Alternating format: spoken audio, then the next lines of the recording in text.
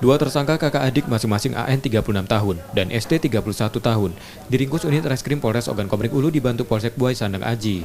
Tersangka ditangkap setelah memperkosa 3 anak yang juga kakak adik masih di bawah umur, yang salah satu korbannya hamil 5 bulan.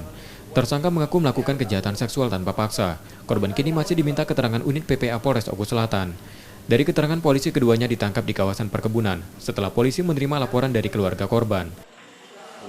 Kejadian sejak bulan Januari 2020 sampai dengan Juli 2020. Untuk domisili tersangka sendiri? Masih alamatnya? Untuk alamatnya di Kecamatan Tigari Haji, masuk di wilayah hukum Polsek Buai Sandang Aji, wilayah hukum Polres Ogo Selatan. Kalau pengakuan dari pelaku sendiri itu sudah berapa kali dia melakukan aksinya itu terhadap korban itu? Untuk berapa kalinya masing-masing lebih dari 3 kali, dan waktunya pun juga ada yang berdekatan, ada yang tidak. Tersangka kini ditahan di tahanan Polres Ogo Selatan dan terancam hukuman 15 tahun penjara. Setia Budi, Kompas TV, Ogan Komering Ulu Selatan, Sumatera Selatan.